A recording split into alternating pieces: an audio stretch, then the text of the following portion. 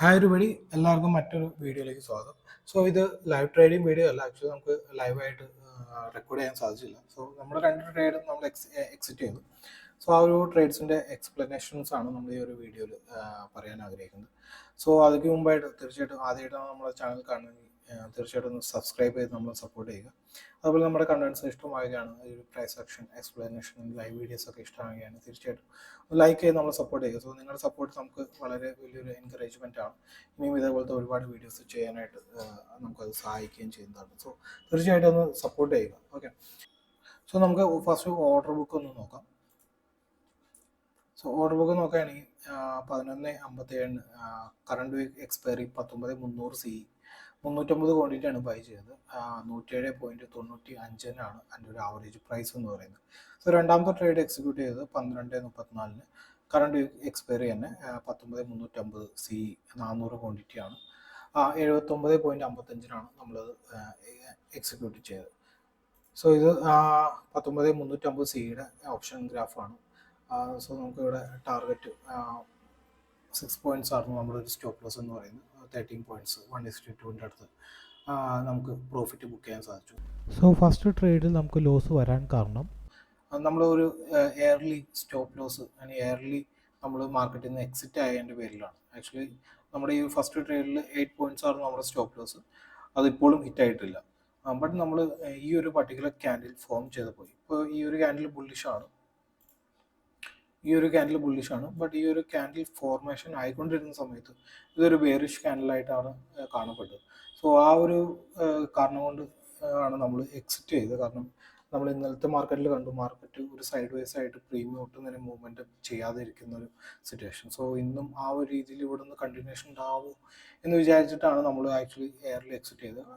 But നമ്മുടെ ഒരു trading setup അല്ലെങ്കിൽ ട്രേഡിംഗ് പ്ലാനുകൾ അനുസരിച്ച് അതൊരു വാലിഡ് ആയിട്ടുള്ള ഒരു കാര്യമല്ല. കാരണം നമ്മൾ എപ്പോഴും ഒന്നെങ്കിൽ നമ്മുടെ സ്റ്റോപ്പ് ലോസ് ഹിറ്റ് ആവാൻ വേണ്ടി നമ്മൾ വെയിറ്റ് ചെയ്യും, അല്ലെങ്കിൽ ടാർഗറ്റ് ഹിറ്റ് ആവാൻ വേണ്ടി വെയിറ്റ് ചെയ്യും. അങ്ങനെ തന്നെയാണ് ശരിക്കും ചെയ്യേണ്ടത്.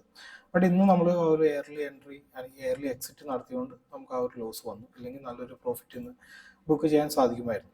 ബട്ട് അതൊരു വ്യക്തമായിട്ടുള്ള ഒരു വലിയൊരു കാരണമല്ല. ബട്ട് നമ്മൾ രണ്ടാമത്തെ ട്രേഡ് എടുക്കാൻ കാരണം നമ്മുടെ വ്യൂ എന്ന് പറയുന്നത് ബുള്ളിഷ് തന്നെയായിരുന്നു. ബട്ട് ഈ ഒരു ഞാൻ പറഞ്ഞ ഈ ഒരു ക്യാൻഡിലാണ് നമ്മൾ എക്സിറ്റ് ചെയ്തതാണ്. ബട്ട് ഈ ഒരു ക്യാൻഡിൽ ക്ലോസ് ചെയ്തപ്പോൾ നല്ലൊരു ബുള്ളിഷ് ആയിട്ടുള്ള ഒരു ക്യാൻഡിലായിട്ട് ഫോം ചെയ്തു. സോ അപ്പോൾ തന്നെ നമ്മൾ അടുത്ത ക്യാൻഡിലിൽ ഓപ്പണിംഗ് തന്നെ നമ്മൾ രണ്ടാമത്തെ ട്രേഡ് എക്സിക്യൂട്ട് ചെയ്യുകയാണ് ചെയ്തത്. സോ ഇന്നത്തെ ഒരു വ്യൂ ബുള്ളിഷ് ആയത് എങ്ങനെയാണെന്ന് പറയുകയാണെങ്കിൽ ഫസ്റ്റ് നമുക്കൊരു ഡേ ഫ്രെയിം നോക്കുകയാണെങ്കിൽ,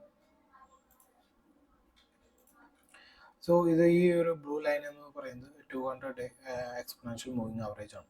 സോ ഈ ഒരു മൂവിങ് ആവറേജിൻ്റെ അടുത്ത് മാർക്കറ്റ് ഒന്ന് ഹോൾഡ് ചെയ്തു. ദെൻ അഗൈൻ അവിടെ നിന്ന് പ്രൈസ് ഒരു ഹയർ ലോ ക്രിയേഷൻ ആണ് പിന്നീട് നമുക്ക് കാണാനായിട്ട് സാധിച്ചു.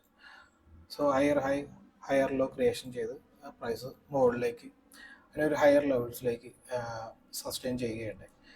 അതുപോലെ തന്നെ ഇവിടെ ഒരു കാര്യം നമ്മൾ ശ്രദ്ധിക്കുകയാണെങ്കിൽ ഓരോ ദിവസവും ഇവിടെ ഒരു ലോ ഉണ്ടാക്കുമ്പോൾ അതിൻ്റെ ക്ലോസ് എന്ന് പറയുന്നത് ആ ഒരു ലോന് എപ്പോഴും മുകളിലാണ്. സോ ഇവിടെ ഒരു ലോ ഉണ്ടാക്കി ക്ലോസ് ഹയർ ലെവൽസിൽ കിട്ടി.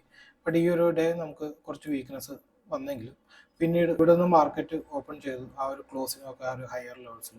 ഇവിടെയും മാർക്കറ്റ് ഓപ്പൺ ചെയ്തു ക്ലോസിംഗ് എന്ന് പറയുന്നത് പ്രീവിയസ് ക്ലോസിൻ്റെ ഹയർ ലെവൽസിൽ. സോ എവറി ടൈം ആ ഒരു ക്ലോസ് എന്ന് പറയുന്നത് ഹയർ ലെവൽസിലേക്ക് തന്നെ ഒരു മൊമെൻറ്റം ചെയ്തുകൊണ്ടാണ് ക്ലോസ് ചെയ്തത്. സോ അത് ബേസിക്കലി പ്രൈസ് സ്ട്രെങ്ത് ആണ്, അല്ലെങ്കിൽ പ്രൈസിൽ സ്ട്രെങ്ത് ഉണ്ട് എന്നുള്ള കാര്യങ്ങളൊക്കെയാണ്.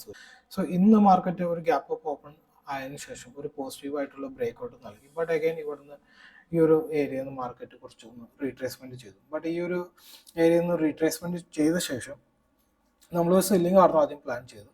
ബട്ട് ഈ ഒരു സെല്ലിംഗ് പ്ലാൻ ചെയ്യുക എന്ന് ഉദ്ദേശിക്കുന്നത് ഈ ഒരു രീതിയിൽ ഒരു പ്രൈസ് ആക്ഷൻ ഉണ്ടാവുകയാണെങ്കിൽ.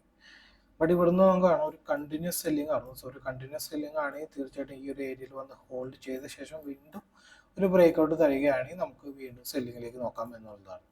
ബട്ട് ഇവിടെ കണ്ടിന്യൂസ് ഒരു സെല്ലിംഗ് വന്നു, പക്ഷേ ഒരു വലിയ സെല്ലിംഗ് അല്ല, പക്ഷെ കണ്ടിന്യൂസ് സെല്ലിംഗ് വന്നു. then ഈ ഒരു ഡേ ലോൻ്റെ അടുത്ത് ഇതേപോലത്തെ ഒരു ബുള്ളിഷ് ആയിട്ടുള്ള ഒരു ക്യാൻഡിൽ ഫോം ചെയ്തു. then ആ ഒരു റീട്രേസ്മെൻറ്റ് ഈ ഒരു മൊത്തം സെല്ലിങ്ങിൻ്റെ ഏതാണ്ട് 60% റീട്രേസ്മെൻറ്റ് വന്നതായിട്ട് കാണാൻ പറ്റി. സോ നമുക്കത് ഫിബൊനാച്ചിയിൽ നോക്കുകയാണെങ്കിൽ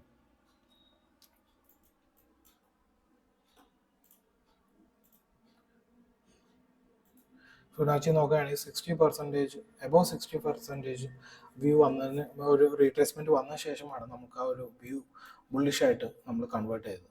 സോ ആ ഒരു കാരണം കൊണ്ടാണ് നമ്മൾ ഇന്നത്തെ ട്രേഡ് ഒരു ബുള്ളിഷ് സൈഡിലേക്ക് പ്ലാൻ ചെയ്തത്. ഇന്നത്തെ ട്രേഡിൻ്റെ ലോജിക്ക് നിങ്ങൾക്ക് മനസ്സിലായി എന്ന് കരുതുന്നു. തീർച്ചയായിട്ടും നമ്മൾ നേരത്തെ പറഞ്ഞ കാര്യം ഒന്ന് പരിഗണിക്കുക. ചാനൽ ഒന്ന് സബ്സ്ക്രൈബ് ചെയ്യുക, അതേപോലെ ലൈക്ക് ചെയ്ത് നമ്മളൊന്ന് സപ്പോർട്ട് ചെയ്യുക. സോ അടുത്തൊരു വീഡിയോ കാണാം. അതുവരെ എല്ലാവർക്കും ബൈ.